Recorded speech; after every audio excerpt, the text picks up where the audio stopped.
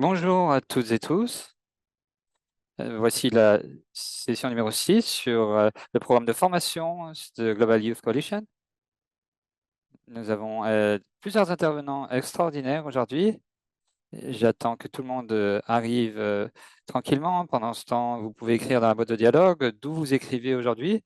Et comme cela, on attend quelques secondes et on va commencer.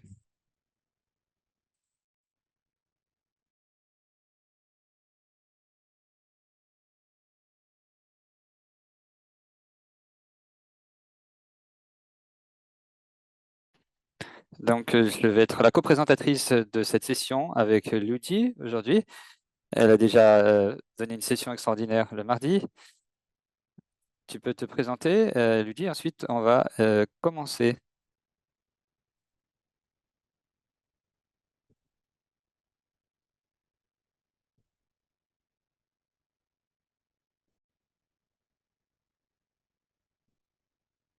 Désolé, j'avais mon micro éteint. Bonjour à tous, c'est vraiment super de vous retrouver aujourd'hui. J'espère que vous avez bien aimé la dernière session. Je ne vais pas rester trop longtemps pour l'introduction parce que vous avez déjà entendu l'introduction la semaine dernière. Je suis la co-responsable du TYC et de ce programme. Et donc, je redonne la parole à Clarissa. Merci beaucoup, Luigi. Donc, je travaille pour Oxford Net Zero. Je viens de Nouvelle-Zélande et nous avons des orateurs extraordinaires, notamment Alexis McGiven, que vous connaissez sûrement. Et nous avons des orateurs exceptionnels que vous allez rencontrer aujourd'hui. Je vais vous parler du programme d'aujourd'hui sur la prochaine diapositive. Donc, les objectifs d'ici la fin de la session, vous devriez être capable d'expliquer le statut actuel, l'état actuel de la sortie des énergies fossiles et le paysage de la CNUC et les accords sur les acteurs non étatiques. Vous pourrez également décrire la politique, l'économie politique de l'expansion des combustibles possibles et la sortie des combustibles fossiles. Et vous pourrez comprendre également quels sont les enjeux de la sortie des énergies fossiles. Nous aurons tout d'abord notre orateur, notre oratrice jeunesse. Elle va parler en espagnol. Ensuite, nous aurons Alexis McGiven, que vous connaissez certainement. Et ensuite, nous aurons une première séance de salle en petits groupes. Et ensuite, nous reviendrons pour écouter la présentation de Navros Dubash, qui est professeur à l'Université de Princeton. Et ensuite, nous aurons la dernière session en petits groupes et ensuite les réflexions finales. Il y a un quiz dont on va parler à la fin, mais on voulait vous rappeler que le délai est demain. Donc, pour avoir le certificat, il faut remplir ce quiz. Donc, essayez de le faire. C'est vraiment très facile. Le plus important, c'est de le faire. Donc, essayez de le faire avant demain. Mais je vais vous le rappeler à la fin. Incroyable. Donc, je vais donner...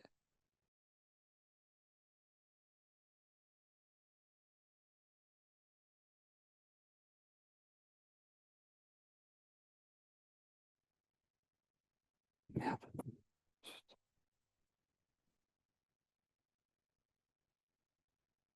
En tant qu'activiste environnemental, il représente son pays dans des COP, dans l'Organisation des Nations Unies, la FAO. Il, il retrace la vie dans la forêt amazonienne et montre comment les coutumes ancestrales peuvent coexister avec les défis du monde moderne.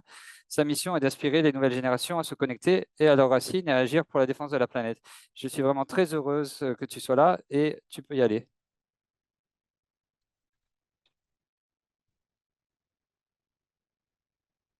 Merci beaucoup pour l'invitation et merci d'avoir préparé cet espace. Je vais un peu parler de moi. Je suis un indigène Guarani de l'Équateur, de la forêt amazonienne. Comme vous pouvez le voir, je suis justement dans ma communauté. Ma communauté est dans l'Amazonie. J'ai Internet grâce au satellite et j'utilise j'ai l'énergie grâce aux panneaux solaires. J'ai eu besoin de 6 ans pour avoir ces bénéfices pour pouvoir montrer au monde ce qu'il y a dans la jungle. Parce que souvent, nous oublions que en dehors de la biodiversité, la faune et la flore, en Amazonie, il y a des peuples indigènes qui y vivent. Et cette relation étroite, on n'en parle pas beaucoup dans le monde occidental. Et moi, ce que j'essaie de faire, c'est de montrer notre voix, parce qu'elle est souvent perdue. Il y a des endroits où il n'y a pas de protection de la terre, et dans ces endroits, il n'y a pas de peuple indigène. Mais quand il y a des peuples autochtones, il y a une protection de la terre, parce que nous avons grandi ici. Notre marché est ici. Vous, en Occident, vous pouvez prendre la voiture, vous pouvez aller à un supermarché, acheter votre nourriture. Mais nous, dans la jungle, nous faisons la même chose, mais nous utilisons nos jambes, nos mains. Et si nous voulons, c'est ce que nous devons faire si nous voulons avoir de la nourriture.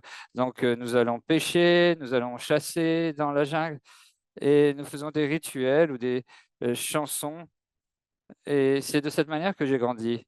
J'ai eu l'opportunité de sortir plusieurs fois de la jungle, mais j'ai toujours préféré et je vais toujours choisir retourner chez moi. Et chez moi, c'est ici, dans la jungle. Et pour moi, cela a une importance culturelle et c'est ce que j'ai reçu, ce que j'ai hérité de ma famille. C'était un vrai cadeau de la vie, parce que je peux voir la jungle non seulement comme un endroit, mais comme un foyer.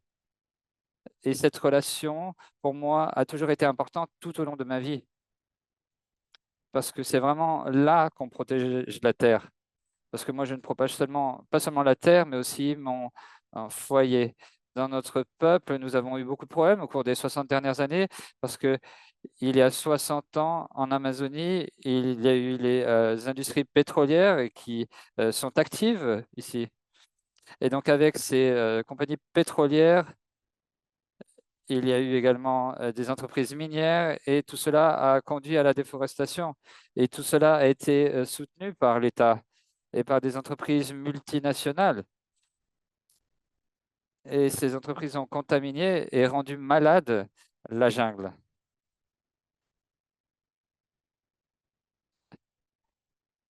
Et je vois qu'il y a beaucoup de douleur. Il y a un vide qui est dû à l'avarice humaine, parce que cette avarice humaine contamine, pollue la jungle. Et chaque fois que je sors, je vais dans les villes, dans les endroits qui dit développés,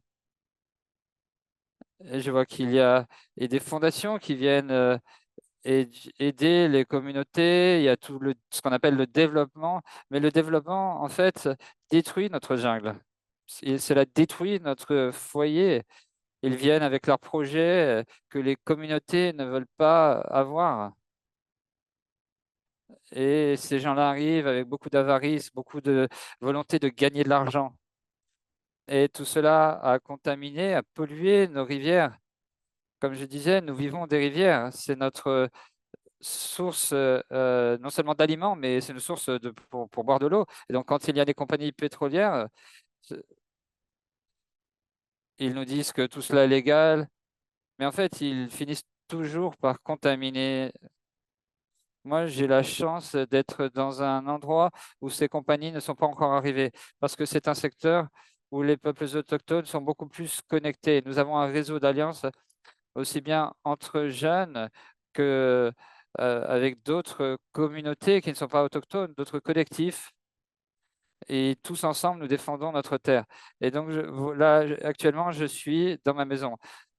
Vous voyez ici, voilà, ma fondation est au milieu de la jungle.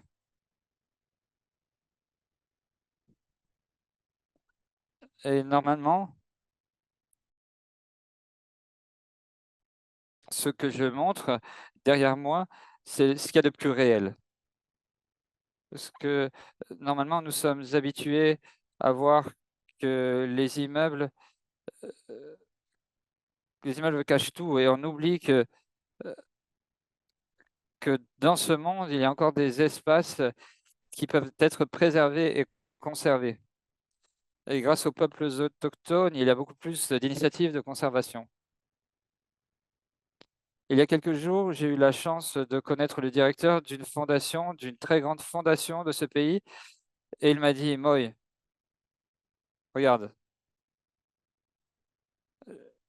je ne comprends pas pourquoi les gens s'entêtent à vouloir préserver les endroits,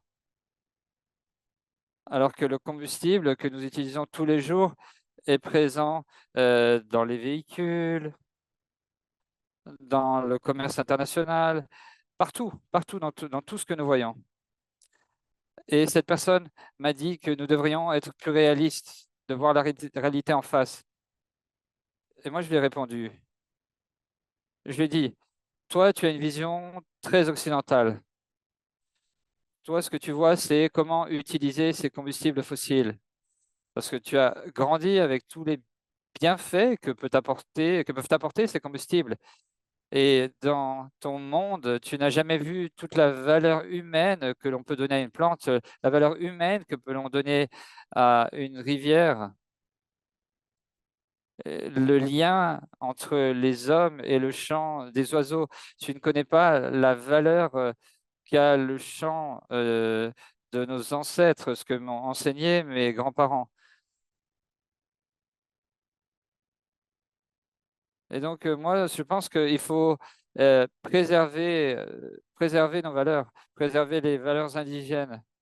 Et grâce à cela, j'ai réussi à communiquer tout cela. Je l'ai fait à travers les réseaux sociaux notamment, et c'est vraiment quelque chose de positif parce que, je fais partie d'un mouvement, un groupe de jeunes activistes, le plus grand groupe d'activistes, au niveau mondial.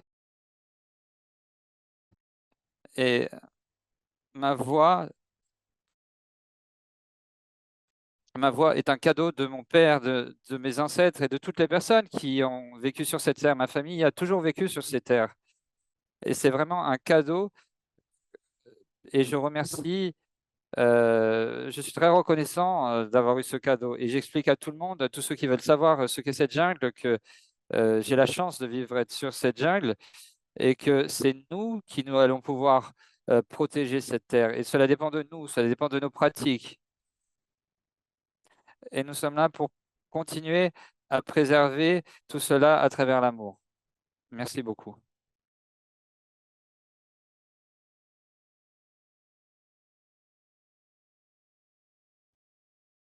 Merci beaucoup pour cette, présentation formidable. C'était un vrai plaisir de, vous entendre et merci, d'avoir été ici avec nous. Vous pouvez bien sûr rester avec nous jusqu'à la fin de la séance, c'est, votre choix. Merci beaucoup, de nous inspirer, tant.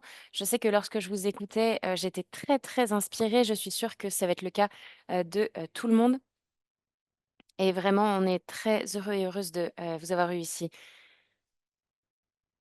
Merci, merci. Moi, c'était un vrai message. Merci. Quel bonheur de vous écouter. Parfait. Merci à tout le monde. Je voulais vous dire à tout le monde que nous allons changer, notre, manière de fonctionner aujourd'hui. Nous n'aurons pas, la, salle de travail au milieu de la séance comme prévu. Nous allons donc avoir, Alexis qui parlera, puis notre prochain orateur et les salles de travail, nous les aurons à la fin. Voilà, je vous laisse regarder donc l'ordre du jour et je vais passer à notre prochaine oratrice, la, formidable Alexis McGivern que vous connaissez déjà, je suis sûre. Alexis est responsable de l'intégrité du Net Zero à Oxford Net Zero, un groupe de recherche interdisciplinaire basé à l'université d'Oxford. Elle s'emploie à traduire la recherche universitaire sur le net zéro en orientation pour les entreprises, la société civile, les décideurs politiques et la communauté normative sur des actions climatiques crédibles visant à atteindre le net zéro d'ici à 2050. Elle s'efforce de renforcer l'intégrité des objectifs d'émissions zéro net, notamment en abordant les questions de justice et d'équité liées à la notion de net zéro. Alexis a co-créé et dirige le Global Youth Climate Training Programme, comme vous le savez tous, une collaboration entre Oxford et la Global Youth Coalition pour former les jeunes acteurs du changement climatique. Elle co-préside le groupe de travail Race to Zero Professional Services Providers, qui réunit un groupe diversité de parties prenantes afin de mieux définir ce qu'est la haute intégrité net zéro pour les PSP, tels que les cabinets d'avocats, les sociétés de conseil, etc. Avant de travailler sur les questions de changement climatique, Alexis a travaillé pendant plusieurs années à l'Union internationale pour la conservation de la nature sur les questions de conservation de la biodiversité marine. Aujourd'hui, Alexis nous parlera de l'évaluation de l'engagement du secteur des combustibles fossiles en faveur des zéro émissions nettes et résumera les récentes initiatives internationales et non gouvernementales en matière d'élimination progressive des combustibles fossiles. Merci beaucoup Clarissa, je suis ravie d'être avec vous. Désolée pour le changement, de programme, c'était, mon erreur de ne pas avoir, changé cela avant de vous l'envoyer. Je suis, en vacances, je suis ici près de Vancouver. C'est la première fois, depuis 8 ans que je suis rentrée chez moi voir ma famille.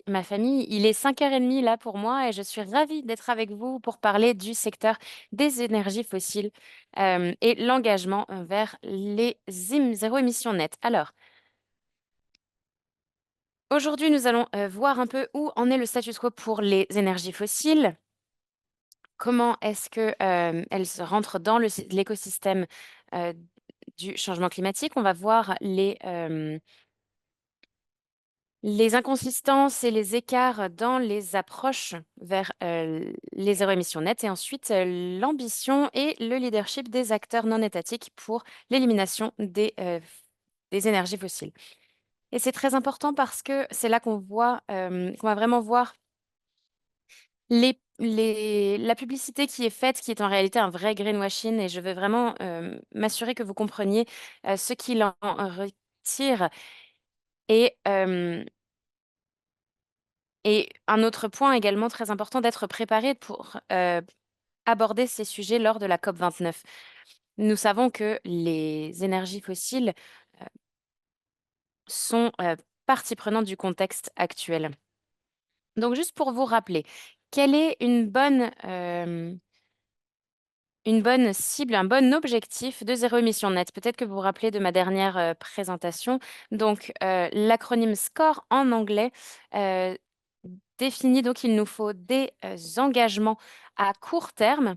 Donc si on a un engagement d'ici à 2050, il faut avoir, une idée de ce que ça veut dire pour 2030, 2035, 2040 et cetera. Donc des engagements à court terme et c'est la même chose, pour, notre vie privée. Si on veut courir un marathon dans 3 ans, il faut bien préparer et avoir des objectifs à court terme et pas juste arriver le jour du marathon et le courir. Donc on a également dans cet acronyme la couverture de tous les gaz à effet de serre, l'utilisation de, la compensation faite, hem, avec modération, les rapports et la responsabilité et l'équité pour les travailleurs, les communautés et les impacts mondiaux.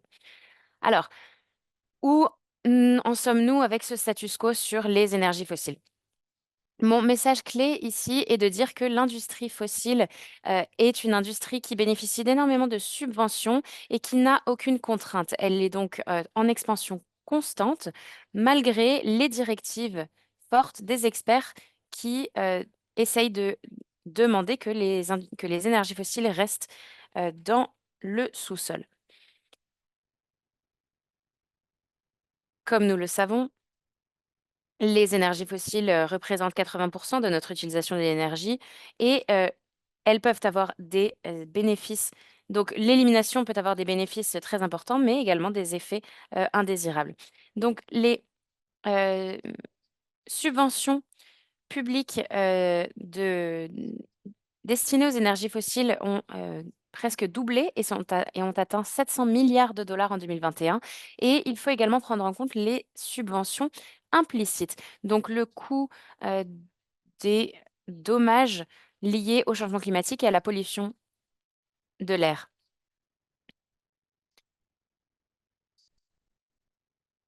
Il y a également un manque de, politique liée à l'approvisionnement,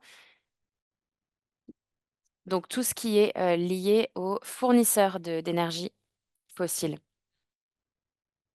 Ces régulations sont très impopulaires puisque les gouvernements ne veulent pas, hem, empêcher des industries très lucratives dans leur pays de, prospérer et c'est pour cela que l'on voit un vrai manque de régulation. On voit également, que cette industrie est en pleine expansion. Les producteurs de pétrole et de gaz ont prévu d'augmenter leur production d'ici à 2030. Donc, si vous ne l'avez pas lu encore, je vous encourage à lire le rapport qui s'appelle The Production Gap. Je crois que c'est un rapport qui est publié tous les 2 ans et qui évalue l'extraction d'énergie fossile dans le monde. C'est un rapport formidable qui nous permet d'avoir vraiment une compréhension de la situation et de la transparence de cette situation. Euh, si nous continuons, donc nous nous sommes rendus compte grâce à ce rapport que les gouvernements prévoient de produire 110% d'énergie fossile en plus d'ici à 2030 par rapport à ce qu'ils devraient faire pour limiter le réchauffement climatique à 1,5 degré. Évidemment, cela s'applique euh, aux pays les plus riches du monde, donc les États-Unis, le Canada, le Royaume-Uni, et ce sont les pays qui augmentent leur qui augmentent leur utilisation d'énergie fossile, mais qui pourraient mettre en œuvre une transition plus rapide. Le vrai problème avec les énergies fossiles, c'est le trilemme de l'énergie. L'objectif, évidemment, est de s'assurer que tout le monde puisse avoir accès à l'énergie, donc d'avoir accès la, à l'électricité, de pouvoir se nourrir, de pouvoir apprendre, de pouvoir vivre en réalité, puisque l'énergie euh, nous permet de remplir nos besoins que nous voyons dans l'humanité, mais nous voyons vraiment cette division entre le nord mondial et le sud mondial quant à l'accès à l'énergie. Donc il nous faut vraiment une énergie qui soit abordable, fiable et durable. Donc c'est vraiment difficile, en particulier en fonction des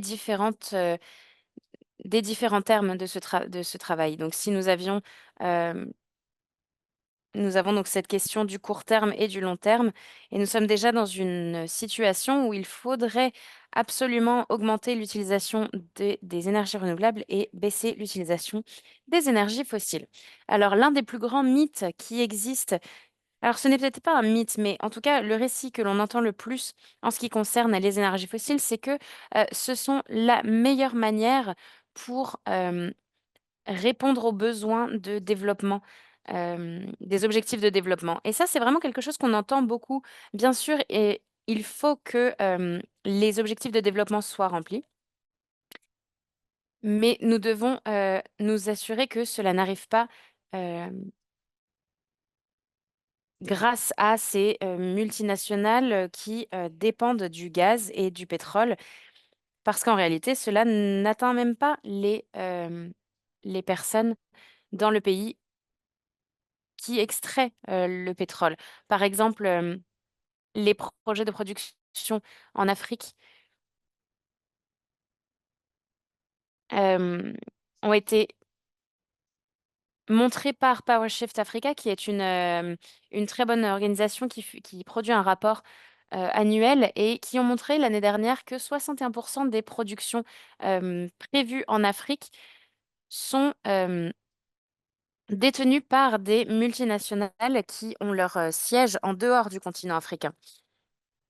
On voit par exemple les partenariats entre Total et je ne me rappelle plus quelles entreprises qui n'étaient pas une multinationale, mais leur objectif est d'exporter ce pétrole pour pouvoir être utilisé en Europe. Mais le récit était de dire que nous exportons pour des questions de sécurité sur le continent africain.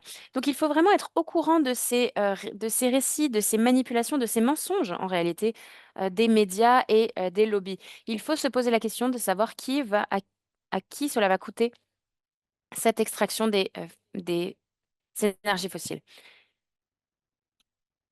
Le récit le plus courant au Royaume-Uni, qui est l'un des plus grands extracteurs d'énergie fossile, c'est de dire que l'expansion des énergies fossiles est nécessaire pour la sécurité énergétique. Euh, une expansion donc agressive est la meilleure manière de s'assurer que les retraités et les retraités dans leur maison de retraite auront toujours assez accès au chauffage et ne gèleront pas dans leur maison de retraite. pendant l'hiver. Mais ça, c'est un récit qu'on entend énormément au Royaume-Uni. Mais en réalité, en exportant du pétrole et du gaz d'Afrique, nous faisons cela au Royaume-Uni et nous augmentons de 80% l'énergie euh, du gaz et du pétrole. Donc c'est une analyse qui a été fait et qui dit que nous exportons énormément de pétrole et pourtant nous utilisons donc ce récit pour continuer à justifier cette expansion.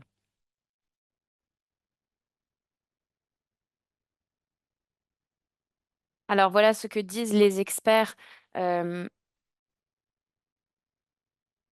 disent donc le directeur de l'énergie, de l'Agence internationale pour l'énergie dit que si les gouvernements sont sérieux sur le changement climatique, il ne peut pas y avoir des investissements faits sur le pétrole, le gaz et le charbon à partir de maintenant, à partir de cette année déjà. Le secrétaire général des Nations Unies, Antonio Guterres, a été très surprenant. C'est la première fois qu'on voit un secrétaire général qui s'engage autant sur les énergies fossiles.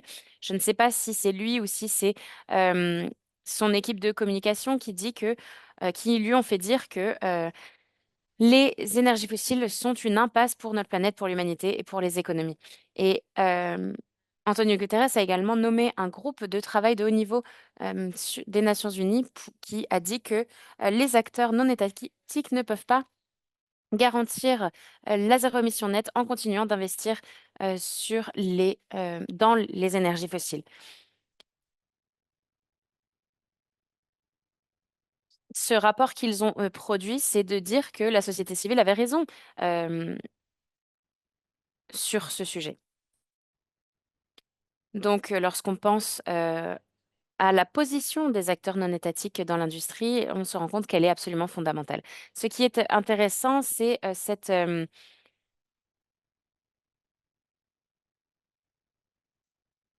cette situation est vraiment a été montrée dans une publication de l'année dernière qui explique que la transition vers une énergie propre et rapide et plus abordable qu'une transition lente ou aucune transition.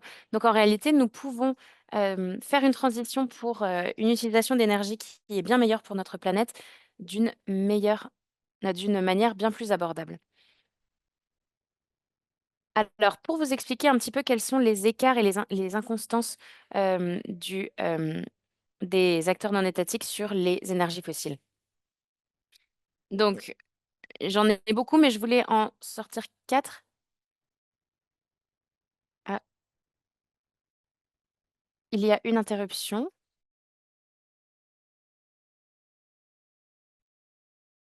Je crois que une interprète n'est plus dans la cabine.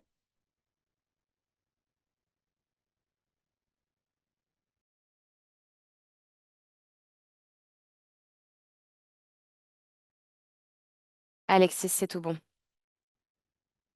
Merci. Oui, donc voilà ce que je voulais vous présenter. Donc les plans qui sont annoncés et ce qui se passe en réalité. Alors l'une des publications les plus intéressantes, je crois, de 2022, a cherché à évaluer les différences entre les annonces d'utilisation d'énergie propre et l'utilisation actuelle et de voir donc cet écart. Et donc vous voyez ici l'utilisation de financement par l'industrie du gaz et du pétrole.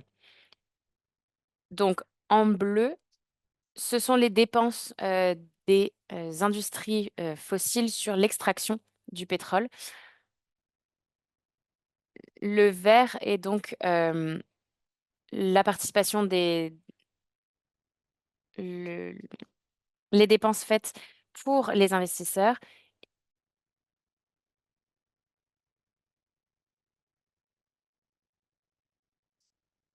Et donc, ce qu'on voit dans ce rapport, c'est qu'en réalité, il n'y a qu'1% ou 1,8% il y a moins d'1%, entre 0,5 et 0,8 que les entreprises dépensent sur les énergies propres.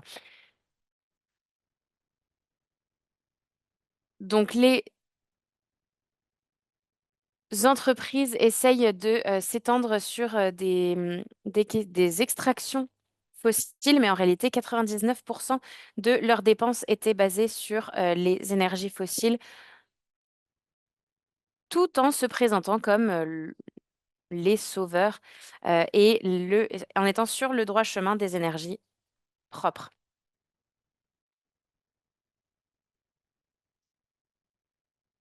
Donc, lorsque l'on décide d'avoir une date de fin d'extraction du pétrole, qu'on appelle les dates coucher de soleil, les sunset dates, en réalité, où on dit, par exemple, en 2030, nous arrêterons d'extraire du pétrole, on peut penser que c'est une bonne chose, mais en réalité, nous nous rendons compte que d'ici à cette date, l'objectif est donc d'extraire le plus possible et cela cause des dommages très importants. Les émissions de type 3 qui ne sont pas contrôlées par les entités, donc par exemple l'émission euh, de, euh, de combustion. Par exemple, donc lorsque je conduis une voiture et j'utilise du pétrole vendu par Shell. Mais donc, nous nous rendons compte dans les rapports que ce type 3 d'émission est complètement exclu des objectifs de réduction d'émissions. Alors, j'avais également une cible, je voulais également vous parler de la cible euh, d'intensité. Donc, de continuer d'extraire autant de pétrole en produisant moins d'émissions de gaz.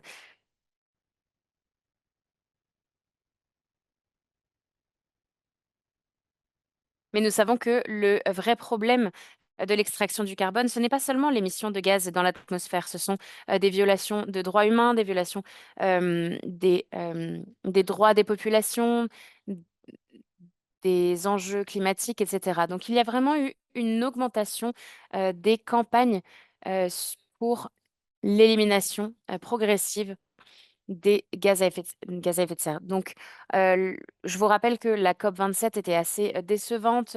Euh, Nous avions le résultat d'une élimination progressive euh, de, de pouvoirs basés sur le charbon et l'élimination des subventions inefficaces liées aux énergies fossiles. Alors qu'en 2028, pour la COP28, pardon, nous avons eu un autre paragraphe qui, encore une fois, n'était pas suffisant.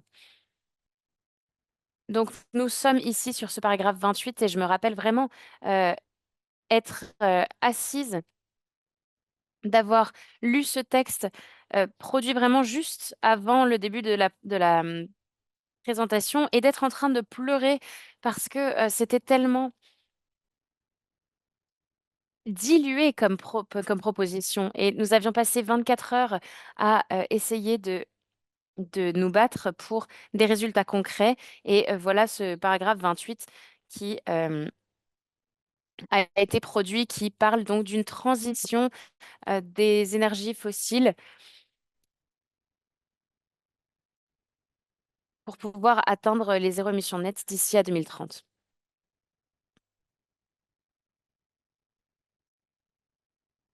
Donc c'est vraiment un sujet qui a vraiment frustré les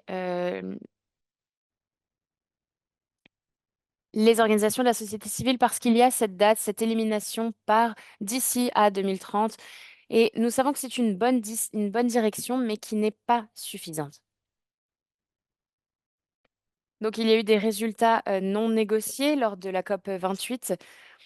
Donc cette garantie de diviser par deux l'efficacité énergétique et de tripler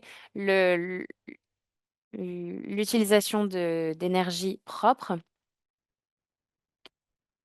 l'engagement sur le refroidissement mondial et les résultats du rapport des impacts du changement climatique sur la santé et au sans parler des résultats, des impacts du changement climatique, sur seulement ce secteur des énergies. Alors pour parler, des actions des acteurs non étatiques sur l'élimination des énergies fossiles, il y a donc la Powering Past Coal Alliance. Donc les États-Unis et la Colombie se sont alliés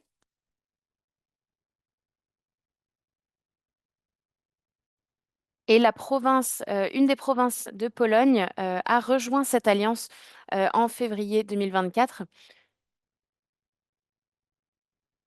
et cela nous a vraiment permis de recevoir, des engagements bien plus précis sur la réduction d'utilisation des énergies fossiles.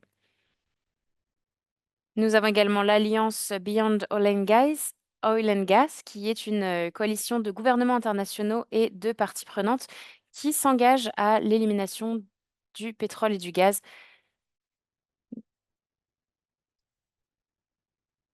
Et le soutien pour cette fondation a été réel et les financements ont déjà commencé à arriver. L'année dernière, un traité a également été signé, le Fossil Fuel Non-Proliferation Treaty, qui engage des efforts pour accélérer la coopération internationale, pour accélérer l'expansion des énergies renouvelables et une élimination de la production des énergies fossiles.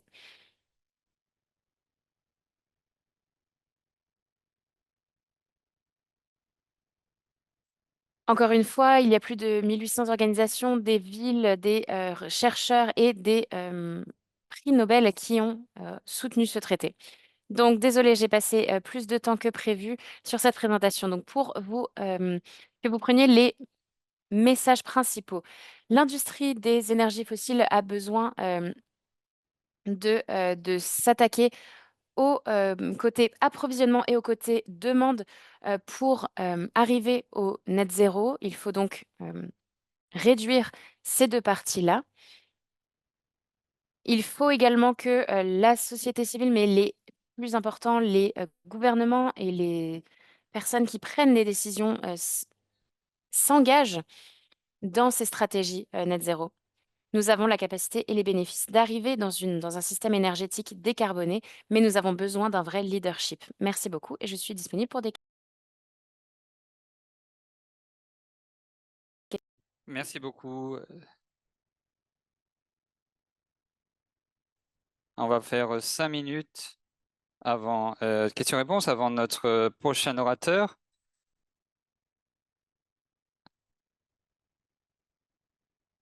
Donc, on fait d'abord les questions-réponses.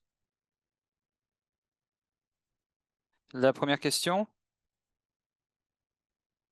Qu'est-ce que tu entends par expansion des combustibles fossiles? L'expansion des combustibles fossiles, c'est accorder des licences pour l'exploration, pour la découverte du gaz et du pétrole, mais aussi pour l'exploitation du gaz et du pétrole. Donc, retirer, extraire cela du sol et ensuite l'utiliser pour le brûler. Et ensuite, la deuxième question, la prise de décision en termes d'énergie est entravée par les questions financières, les intérêts financiers. Quelles sont les bonnes pratiques pour exercer de la pression sur les compagnies de combustibles fossiles? C'est une très bonne question.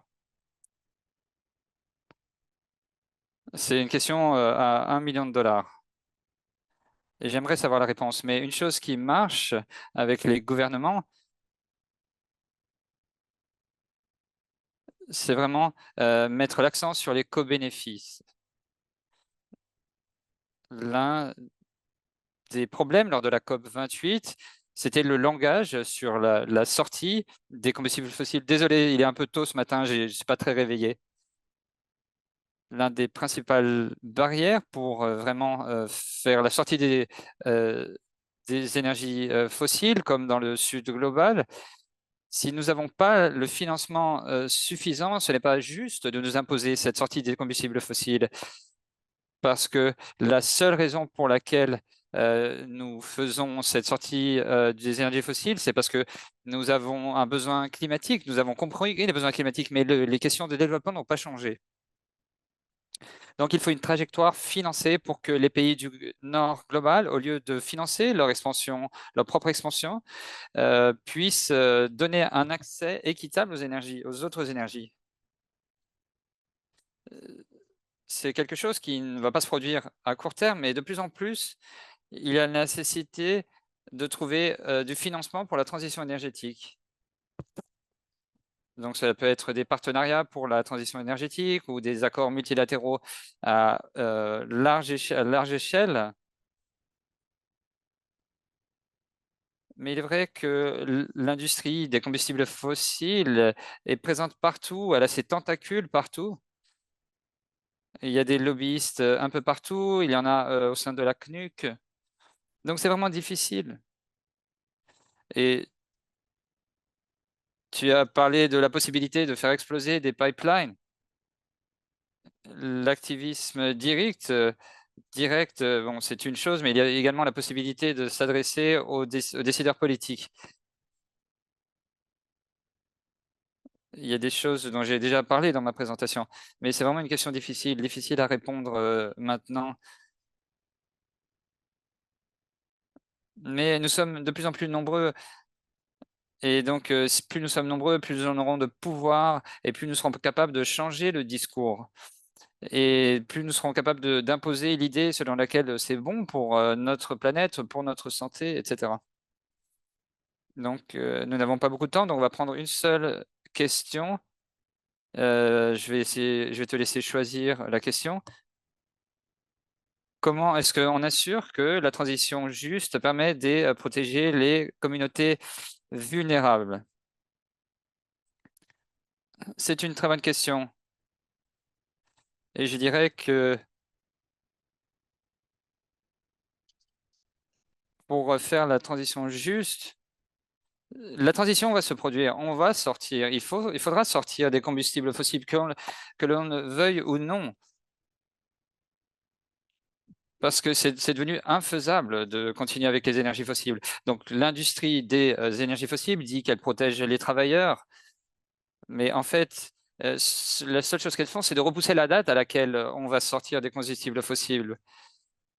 Et c'est particulièrement vrai au Royaume-Uni, parce qu'on parle beaucoup de la sécurité des emplois et de tous les emplois qui vont être perdus s'il y a une transition vers les énergies renouvelables.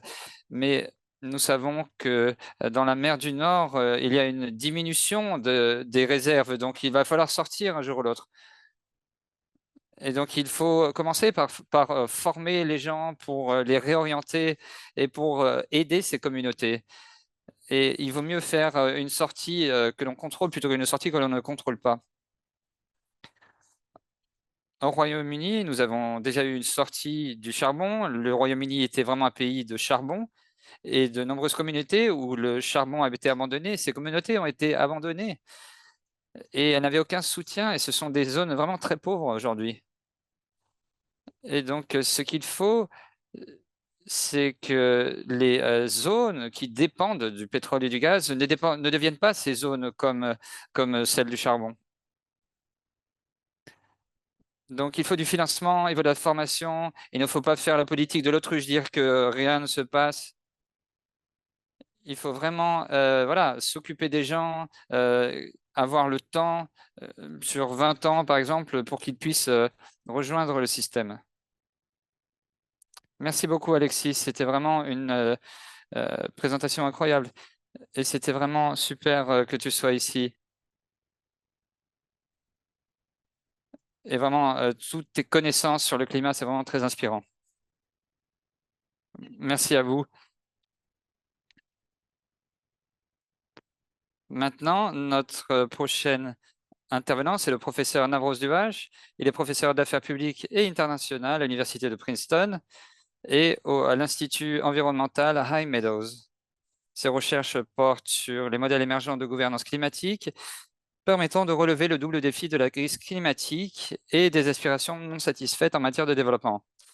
Auparavant, il a travaillé pendant 15 ans en Inde au Centre for Policy Research et au Sustainable Futures Collaborative, qu'il a confondé. Au cours de la dernière décennie, il a conseillé le gouvernement indien en tant que membre de comités consultatifs sur le changement climatique, l'énergie et la politique de l'air et de l'eau. Il a également coordonné une équipe chargée de rédiger la stratégie de développement à long terme de l'Inde en matière de faibles émissions. Au début de sa carrière, il a participé à la création du réseau mondial Climate Action Network. Il a largement contribué à la recherche sur le climat et l'énergie au cours des 25 dernières années. Il a participé au GIEC et il a été notamment coordinateur du 6e rapport d'évaluation. Il a été membre du comité de pilotage du rapport du PNU sur les écarts d'émissions. Il est également actuellement co-rédacteur en chef de Climate Policy et nous sommes vraiment très heureux de l'entendre aujourd'hui sur les liens entre le climat, le développement ainsi que l'évolution de la politique climatique. Et donc, vous voyez, c'est une biographie vraiment exceptionnelle et nous sommes vraiment très impatients de vous écouter.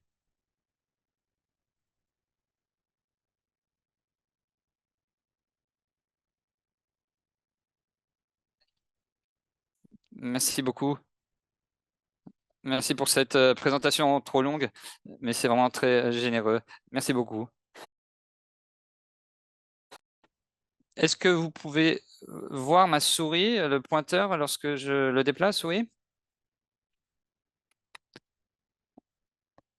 Merci. Je suis vraiment très heureux d'avoir l'occasion de discuter avec vous et je suis vraiment très heureux de venir après Alexis parce que c'était une présentation très intéressante sur la sortie des combustibles fossiles. Et donc, ce que je vais essayer de faire aujourd'hui, c'est de cette manière prendre un peu de recul. Essayer de voir pourquoi est-ce que cette transition est si difficile. Et je pense que de manière implicite, je vais répondre à la question que n'a pas pu répondre Alexis dans les commentaires. Je vais parler du changement climatique comme un challenge avec différents aspects. Ce n'est pas la même chose pour le nord global et le sud global, les pays en développement. Pourquoi est-il utile d'avoir une vision différente en fonction de l'économie qui est affectée?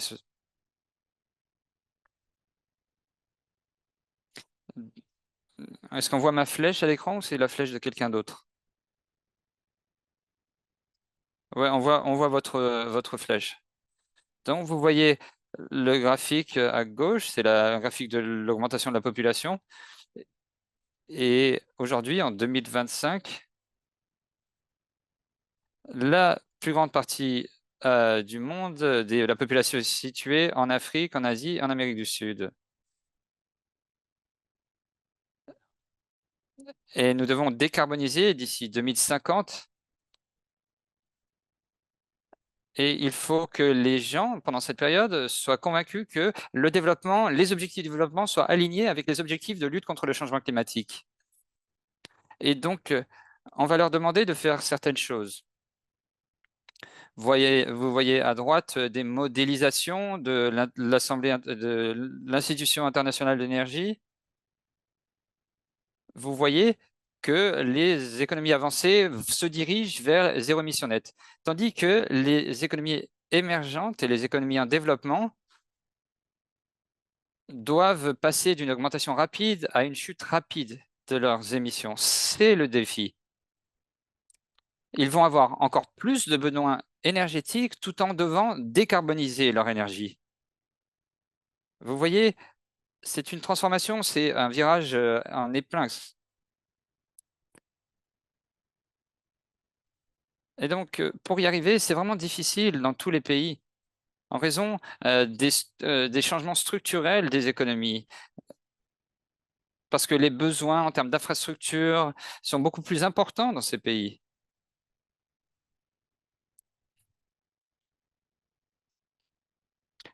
Comment est-ce qu'on va faire? Je ne dis pas qu'il y a une seule trajectoire, au contraire. Donc, si vous voyez la diapositive suivante, ce que je veux dire, c'est que le contexte est important et très important, que ce soit pour le monde développé ou le monde en développement. Et donc, ce n'est pas, il y a un spectre, ce n'est pas, tous les pays ne sont pas identiques. Donc, il y a différents points de départ dans le monde entier.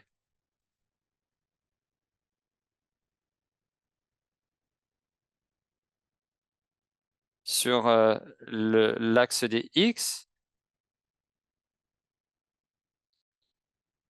vous voyez les indicateurs qui nous montrent les différences socio-économiques. Et sur l'axe des Y, vous avez les émissions. Les émissions par tête, les émissions par personne. Et vous voyez la taille de la bulle, c'est la taille des émissions totales. Donc, tout le monde doit arriver en bas de graphique, avec peu d'émissions.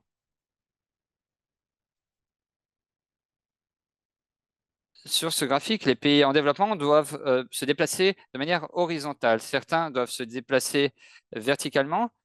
Ils doivent augmenter le développement tout en baissant leurs émissions. Il y a des pays qui veulent diminuer leurs émissions, mais également augmenter leur développement.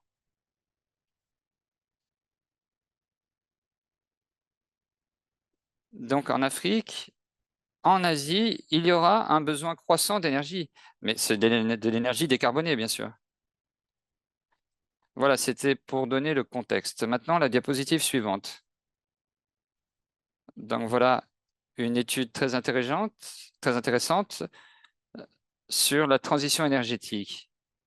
Et ce que cela montre, c'est que selon les pays en Afrique, il peut y avoir différentes trajectoires en fonction de leur taux d'utilisation d'énergie renouvelable ou non. Vous voyez que également, ils doivent adopter différentes stratégies. L'Afrique du Sud, par exemple,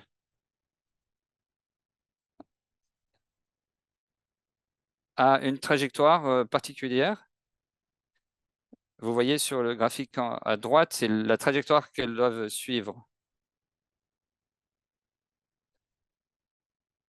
Ils ne sont pas obligés de passer par les énergies fossiles. Le Mozambique a beaucoup d'énergie fossile qu'il n'a pas exploité. Le Mozambique pourrait décider de les exploiter ou décider de ne pas les exploiter. Donc, vous voyez que le choix technologique, les questions sociales ont une influence. Sur la diapositive suivante, ce que je vais faire, c'est vous montrer la variété des facteurs qui vont influer sur les décisions des pays. Et comment est-ce qu'on va avoir une trajectoire à bas carbone qui soit aussi convaincante pour la population? Et donc ça, c'est basé sur une recherche que nous avons faite. Nous avons fait une analyse sur l'Inde. L'Inde, c'est une grande économie émergente. C'est une puissance moyenne. Et nous avons demandé des informations et voilà ce que nous avons reçu de la part du gouvernement. Et donc, nous avons travaillé avec 62 personnes qui travaillent sur le changement climatique dans tout le gouvernement. Ce n'est pas beaucoup, 62 personnes dans tout le gouvernement pour un pays de cette taille. Et pour ce pays et pour la taille du problème également. Il y a beaucoup de consultants. Mais en tout cas, ce personnel, ça permet de définir la capacité. C'est une définition étroite, mais c'est une manière de définir la capacité qu'a le pays. Donc, les pays en développement doivent souvent faire ces transitions complexes et avec leurs administrations, les administrations dont ils disposent.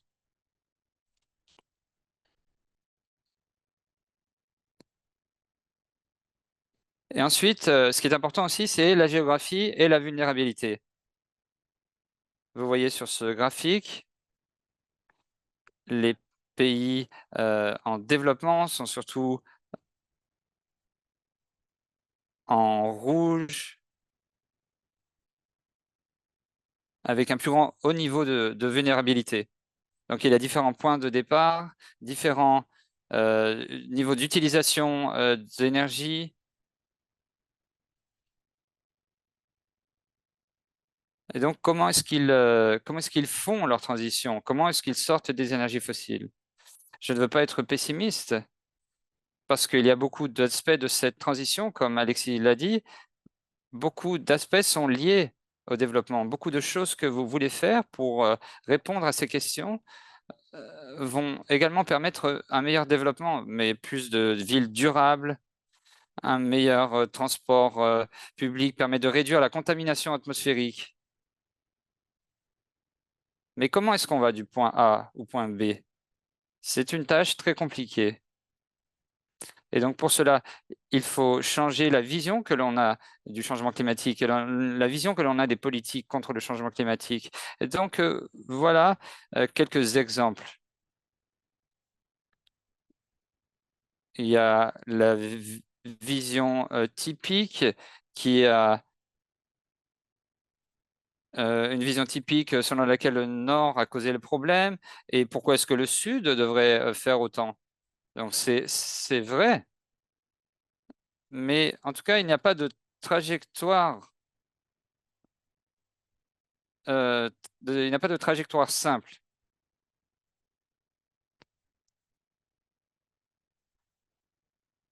Mais ce qu'il faudrait peut-être, c'est essayer de voir un peu les co-bénéfices, les choses qui pourraient permettre, qui pourraient être utiles grâce à la transition. Et donc, il faut créer un nouveau discours politique dans le monde en développement. Et les gens parlent beaucoup également du coût économique. Mais s'il y a un changement climatique, il sera bien supérieur au coût de tous les ajustements que nous faisons.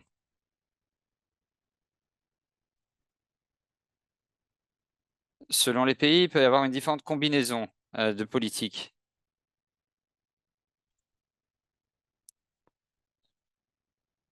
Donc, il y a de bonnes raisons d'associer le changement climatique, la lutte contre le changement climatique et le développement. Mais même si ces deux choses ont un co-bénéfice, cela ne veut pas dire que c'est facile, parce qu'il y a des besoins, il y a du financement qui est nécessaire. Il y a des ajustements à faire pour que la transition soit possible. Donc, nous savons que nous devons le faire, nous savons que ça a des bénéfices, mais c'est compliqué d'y arriver. Il y a beaucoup d'obstacles qui nous empêchent d'y arriver. Et l'une des choses, c'est de convaincre les gens, de convaincre cette grande majorité de la population que leur intérêt est de répondre à ces deux questions ensemble, en même temps. Donc, j'espère que j'ai été convaincant. Mais maintenant, je vais passer à la deuxième partie de l'histoire. Qu'est-ce qu'on fait à partir de cela? Diapositive suivante. Maintenant, je vais vous parler d'une chose. Étant donné la complexité, comment est-ce que l'on prend des décisions politiques sur le changement climatique? Est-ce qu'il y a une solution qui marche pour tout le monde? Souvent, dans l'histoire de la politique climatique, on a essayé d'avoir des prescriptions, les bonnes pratiques. Voilà ce qu'a fait de bien le pays X, et donc le pays Y devrait faire la même chose. Et en fait, je ne dis pas qu'il faut réinventer la roue. On peut apprendre évidemment des autres pays, mais il faut vraiment s'adapter au contexte particulier pour les raisons que j'ai avancées juste avant.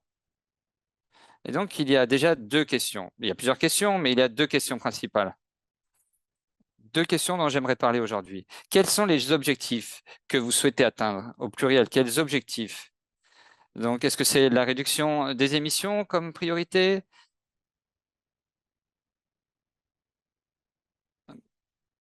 Mais est-ce que la réduction des émissions est le seul objectif? Je dis cela parce que dans beaucoup de pays, notamment dans le sud global, mais aussi dans le nord global, il n'y a pas de gain politique si on priorise la réduction des émissions avant tout autre objectif. parce qu'il faut parler d'autre chose, de la santé, de l'air. Et donc, évidemment, la préoccupation pour le climat augmente dans les pays, mais ce n'est pas suffisant. Il faut vraiment avoir un discours qui vous permette d'atteindre ces objectifs. Et donc, ça peut être d'autres choses comme l'accès à l'énergie.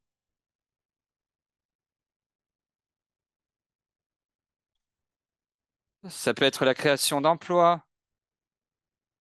Ça peut être le fait de vivre dans des villes plus vivables. Comment est-ce qu'on emballe? Comment est-ce qu'on présente tout cela?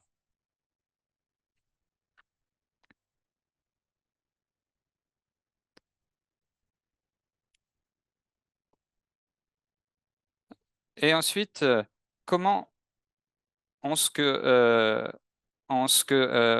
transforme cet objectif en politique? Donc, est-ce qu'il faut changer les incitations dans un premier temps?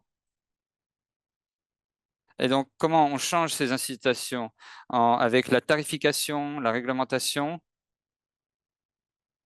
Et autre chose, c'est qu'il faut penser sur le long terme.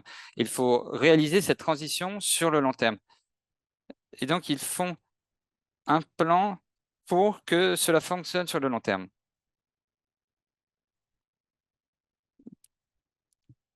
Donc, sur la diapositive suivante, vous voyez que on arrive à ce graphique. On ne voit pas très bien, mais il faut un peu s'imaginer. Vous voyez, un des objectifs, c'est de renforcer l'atténuation. Et sur l'autre côté, vous avez modifié des incitatifs et permettre la transition.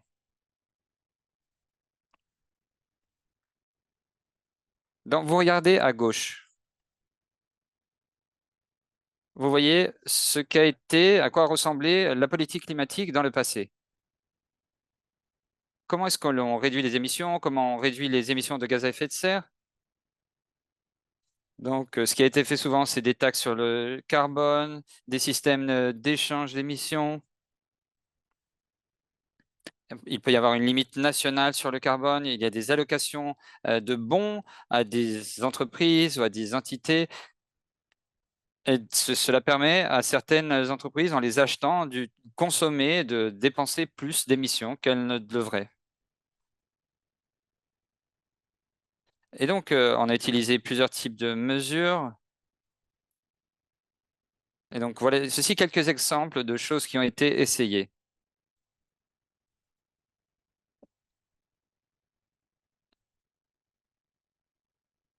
Il y a de plus en plus d'efforts qui ont été faits. En ce qui concerne la tarification, il y a une augmentation des prix, mais depuis quelques années, 20% des émissions globales étaient couvertes par les taxes carbone. Donc, ce n'est pas un chiffre élevé. Et cela ne prend pas en compte le fait que le prix est en dessous de ce qu'il devrait être. Donc, la tarification, les prix font partie des mesures, du mix de mesures, mais ce n'est pas la solution unique, ce n'est pas la solution miracle. Aujourd'hui, on le sait. Donc voilà, beaucoup d'universitaires, beaucoup de politiques ont pris ce type de décision au cours des dernières années. Mais il y a maintenant un élargissement du débat. Il y a de nouvelles idées qui arrivent. Donc je vais en parler dans la diapositive suivante.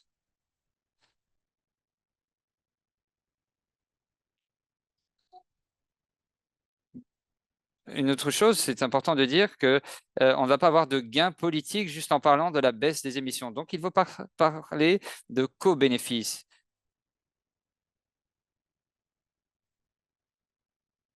Des actions pour le développement qui permettent des gains climatiques ou des actions climatiques qui permettent des gains pour le développement. Donc, suivant les pays peuvent vendre leur politique d'une certaine manière. Par exemple, lorsque l'Inde a adopté une politique de panneaux solaires, elle l'a vendue comme une politique d'indépendance énergétique. À l'international, c'était vendu comme une mesure climatique. Donc, on a des objectifs multiples que nous voulons atteindre, et il faut le façonner d'une manière logique. Par exemple, on peut le vendre sous l'idée que cela améliore le transport public. Si on a un meilleur transport public, les villes sont plus vivables, il y a moins d'émissions et il y a moins de pollution. Et ce qui est intéressant avec les co-bénéfices, c'est que l'on ne peut pas avoir un seul instrument politique. Pas seulement les prix, pas seulement la tarification, mais il faut combiner les instruments. Et cela va vous apparaître plus clairement dans la diapositive suivante.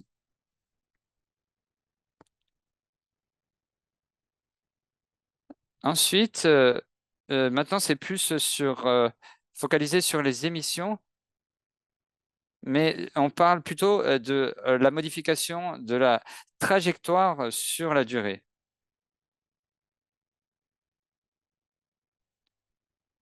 Donc, comment est-ce qu'on atténue, est-ce qu'on lisse la trajectoire? Donc, c'est comme ça qu'on a une trajectoire en S. La trajectoire est lissée.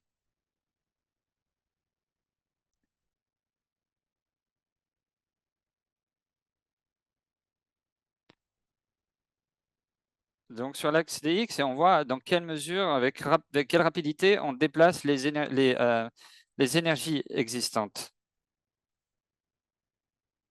Là, on ne voit pas forcément le nombre de panneaux solaires qui augmente si rapidement, mais on fait quand même des progrès. Et ensuite, dans une deuxième phase, on arrive à une diffusion rapide. Et ensuite, la troisième phase, c'est la reconfiguration sur le long terme, la configuration de l'économie autour des énergies renouvelables. Donc, il faut pour avoir des véhicules électriques, il faut avoir une viabilité commerciale. Ensuite, on peut les introduire et ensuite, on voit que les gens acceptent, les gens changent de comportement et finalement, on arrive à une situation où les nouvelles technologies ont remplacé les anciennes.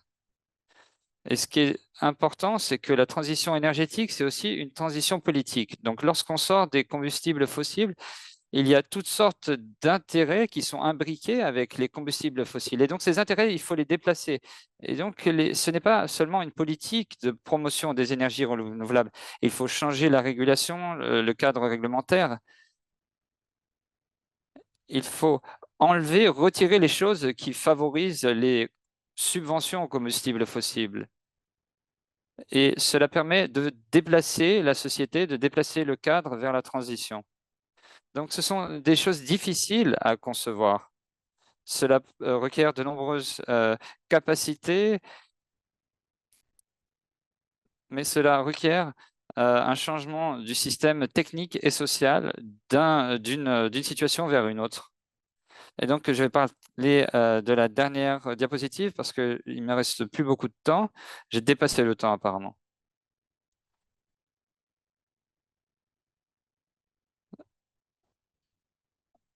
Et le dernier aspect, c'est le plus ambitieux, mais peut-être le plus important. Ce n'est pas seulement certaines technologies particulières, mais des systèmes entiers qui doivent changer. Comment est-ce qu'on urbanise un pays? Par exemple, en Inde, selon certaines estimations, 50 à 60% des immeubles doivent encore être construits. Et c'est vraiment tout un travail de créer des bâtiments d'une manière à ce qu'ils n'aient pas besoin de climatisation, avec des murs plus épais pour l'isolation. Donc tout cela, ce sont des choses qui représentent des opportunités. Et la tendance aujourd'hui, c'est les politiques industrielles vertes. C'est un terme vaste, mais cela veut dire que s'il y a une population croissante, il faut créer des emplois. Mais est-ce qu'on peut essayer que ces emplois soient verts? C'est facile à dire, mais peut-être plus difficile à faire, parce que cela implique de reconfigurer l'économie pour qu'elle soit compétitive de nouvelles manières. Donc la transition la sortie des énergies fossiles, c'est quelque chose que nous voulons tous, mais cela signifie qu'il faut trouver de nouveaux emplois dans l'énergie, dans les énergies vertes. Souvent, ce sont des emplois beaucoup plus qui requièrent plus de compétences, qui font partie de la chaîne de valeur mondiale, d'une chaîne de valeur mondiale plus complexe. Et donc, pour ces pays, comment est-ce qu'on fait pour n'être pas seulement un pays qui n'est pas seulement un producteur de matières premières, mais comment est-ce qu'on ajoute de la valeur ajoutée? Donc, c'est assez difficile à faire.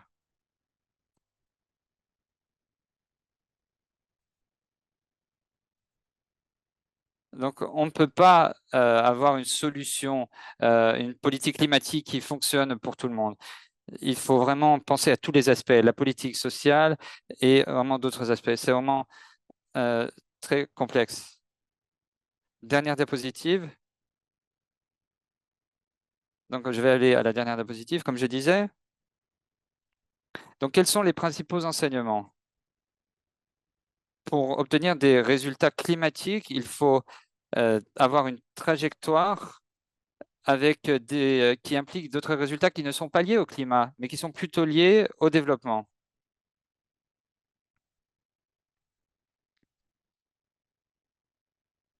Donc, il faut avoir des objectifs multiples. C'est ça la clé. Les contextes nationaux sont importants, comme j'ai dit. Et enfin, il y a différentes trajectoires pour obtenir une politique climatique efficace. Et donc, pourquoi c'est important? Si vous voulez vraiment sortir des énergies fossiles, vous devez avoir des politiques complémentaires, des politiques de développement qui parlent des villes, de la création d'emplois. Il faut avoir des politiques sur mesure. Il faut obtenir un soutien social pour ces mesures. Et il faut penser vraiment sur la transition sur le long terme aussi. Et merci beaucoup. Et j'attends vos commentaires et questions. Merci. Merci beaucoup, Navroz. C'était une présentation vraiment, compréhensive et j'ai vraiment aimé votre dernière, votre dernier point qui dit qu'on ne peut pas mettre les politiques, climatiques dans une boîte et ne considérer que le climatique. On a quelques questions pour vous, mais nous sommes malheureusement déjà en retard, donc il va falloir aller, très vite. Tout d'abord, première question. Il y a plusieurs recherches maintenant qui, parlent de, création d'emplois pour rendre l'économie verte. Est-ce que pour vous, c'est suffisant pour soutenir le lobby politique? Ou comment est-ce qu'on, si ce n'est pas le cas, comment est-ce qu'on peut travailler pour soutenir les objectifs de développement durable? Très grande question. Oui, eh bien, je pense qu'il y a beaucoup de preuves qui montrent que la transition énergétique verte est inévitable. Donc la compétitivité d'une économie sera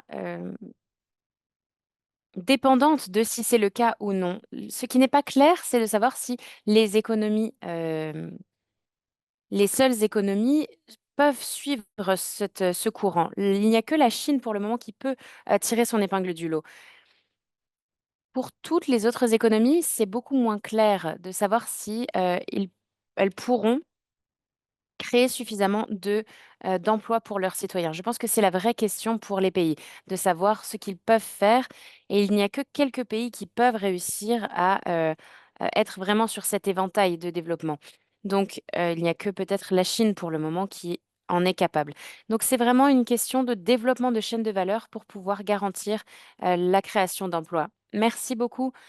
J'ai une question liée à cela qui vient d'arriver dans le chat qui dit que, j'ai entendu des, plaintes de la part des décideurs politiques qui disent qu'il y a des manques de financement et d'engagement pour, encourager de nouvelles initiatives. Quelles politiques sont, les plus, prioritaires ou les plus efficaces en ce qui concerne ces conditions? Alors, il y a 2 manières de répondre à cette question. D'abord, c'est de dire que La transition énergétique est une transition capitaliste. Ce qui est ce qui est différent entre les énergies renouvelables et les énergies fossiles, c'est que pour les énergies fossiles, il suffit d'acheter le, les énergies, d'acheter le pétrole, par exemple. Mais pour les énergies renouvelables, il n'y a pas ces énergies à acheter en soi. Donc, il faut trouver une manière de faire du profit là-dessus. Donc, il y a une volonté capitaliste qui existe et la majorité de cette volonté vient du monde en développement. Mais le coût capital est plus élevé pour ces investissements.